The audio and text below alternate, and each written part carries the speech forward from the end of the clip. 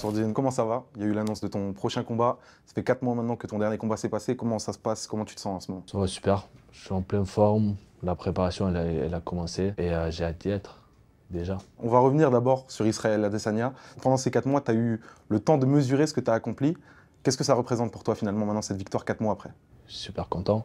Super content. Maintenant, ça fait assez longtemps. J'ai envie de faire un autre combat et de repartir sur, tu vois. Tu as envie de passer à autre chose? D'enchaîner les combats en gros. Je suis déjà passé à autre chose. Je me concentre sur le combat à Paris et j'ai hâte d'y être. Nous, on a qualifié ça à l'équipe de plus grand exploit du MMA français. Est-ce que tu es d'accord avec ça? C'est pas à moi de juger. Moi, après, si tu demandes aux combattants eux-mêmes, certains vont te dire je trouve c'est les plus beaux, plus forts, plus, tu vois. Donc c'est aux médias, c'est au public de juger. Faut pas oublier que Cyril Gane il avait pris la ceinture intérim, ce qui n'a jamais été fait en France. Et donc voilà. Tu nous avais dit, nous, en interview avant ce combat, que tu te sentais à ton prime. Mais je sais que les combattants, vous cherchez toujours des petites choses à améliorer. C'est quoi, toi, encore les axes de progression qui restent malgré le fait que tu sois à ton prime? Tous les aspects, que ce soit la lutte, que ce soit la boxe, le striking. Je commençais par la boxe, donc mon striking, il est bien.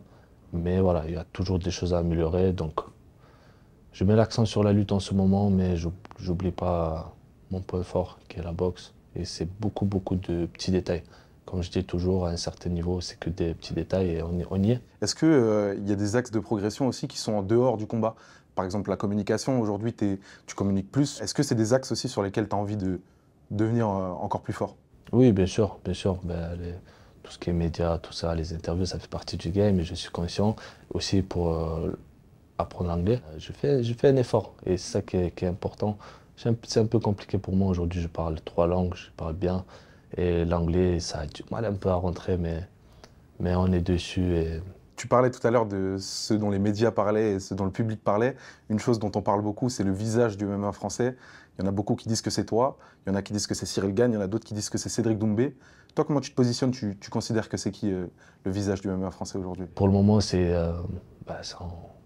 sans aucun doute, c'est Cyril Gane. Comme j'ai dit, ce qu'il a accompli, aucun Français a accompli encore. Mais voilà, aujourd'hui, je viens d'avoir 29 ans, je ne suis pas en fin de carrière. Et je compte m'améliorer, de grimper de plus en plus. Est-ce que justement, tu penses que tu es reconnu à ta juste valeur aujourd'hui en France? Tu regardes sportivement parlant, je suis jugé à ma juste valeur. J'ai choisi la voie de performer dans la cage, de faire du bruit dans la cage et pas avec du trash talking ou quoi. Et ça va, je m'en sors bien quand même. Je suis aujourd'hui numéro 1, l'UFC me traite bien. Je vais faire le main event à Paris, les gens sont contents. Et que demander de plus? Tu parles de Cyril Gane comme le visage du MMA français.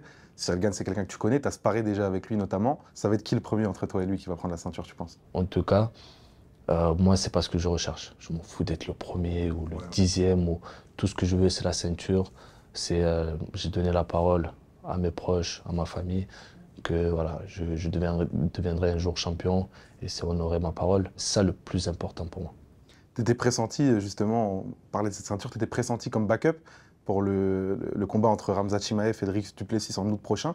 Finalement, c'est pas le cas, tu vas combattre Caio Borralho en septembre. Est-ce que c'est pas un risque, alors que tu étais quasiment assuré d'avoir un title shot et d'être le prochain, est-ce que c'est pas un risque de prendre le numéro 6 de la catégorie? Bien sûr que si, il faut prendre des risques. Moi, j'aime prendre des risques. J'avais le choix, on m'a mis en backup, on a accepté.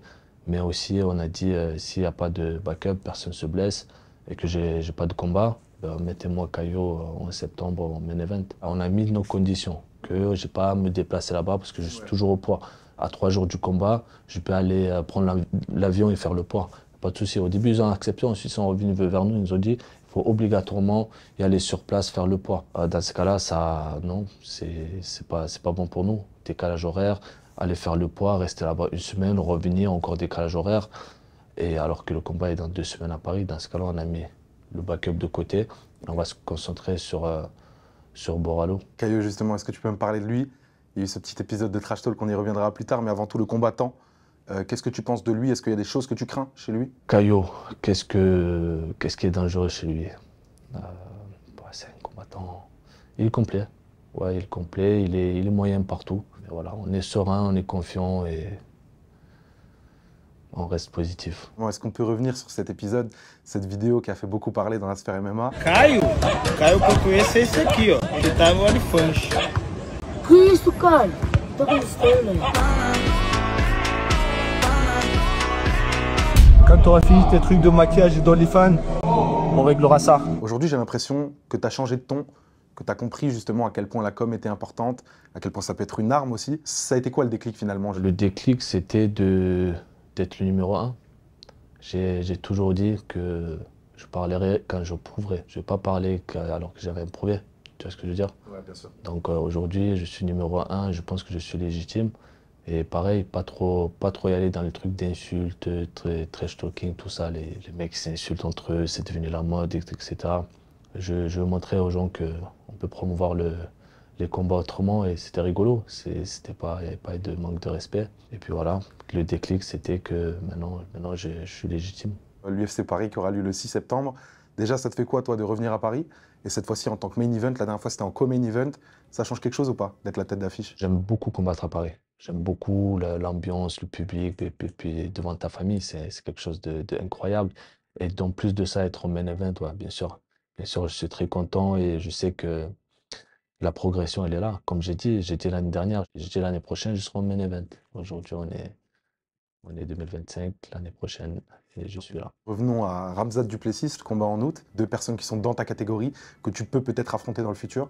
C'est quoi ton pronostic entre les deux? Je pense que Khamzat va gagner dans les 2 premières rounds. Mais attention à Dricus. Il a un style un peu particulier. Ça peut être chiant pour Khamzat. Et si ça dépasse les 2 premières rounds, 3e, 4e, ça peut être chiant. Mais voilà, je pense que Khamzat, il va le finir avant. En cas de victoire de Khamzat, justement, si toi tu bats Caio et que Khamzat gagne également, est-ce qu'on peut vous voir vous affronter? Bien sûr, on se respecte. Il était venu, il m'a donné un coup de main contre Allen. On a tourné un peu ensemble. Et c'est un bon gars. Mais voilà, on a toujours dit, s'il y a la ceinture en jeu, ben, il n'y aura pas le choix. Mais avant la ceinture, ouais, ce serait relou de s'affronter. Tu vois, on vient tous les deux du Caucase, etc. Il y a tout ça. Je sais que ça peut être un combat difficile parce qu'en face, c'est quelqu'un de très très solide. Hein.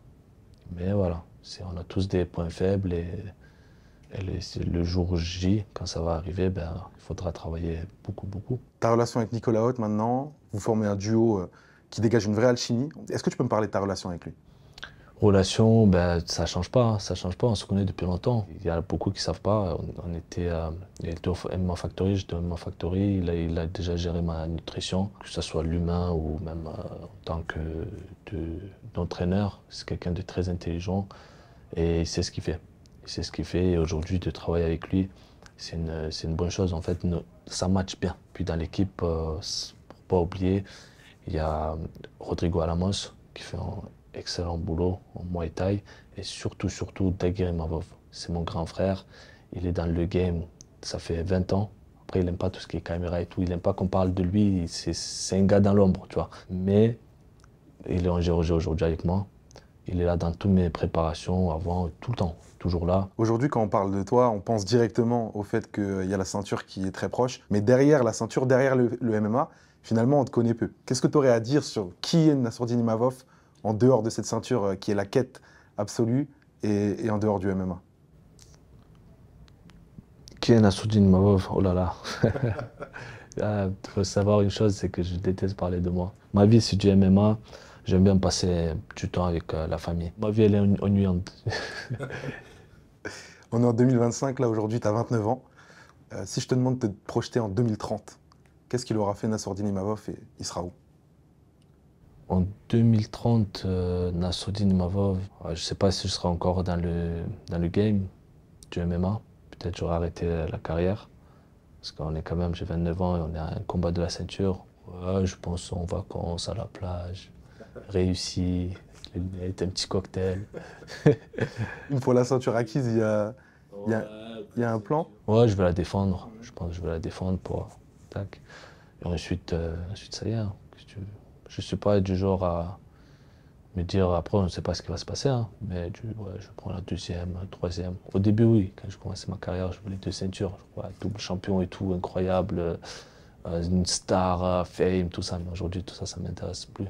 Je veux dire, tout ce que je veux pas être une star. Si j'arrive aujourd'hui à prendre la ceinture sans être connu, c'est magnifique. C'est le plus beau des accomplissements? Ah oui, c'est magnifique. Dans le cas contraire, c'est une punition. T'imagines, t'es connu, t'as la hype, t'as tout, mais derrière, t'as rien accompli. Donc non, le plus important, c'est ton objectif, c'est la ceinture, être bien financièrement. Ça, les gens ne parlent pas assez, mais c'est très très important. Surtout quand voilà, tu commences à avoir la famille, tu crées, tu vois. Merci beaucoup, Nassourdine. Merci.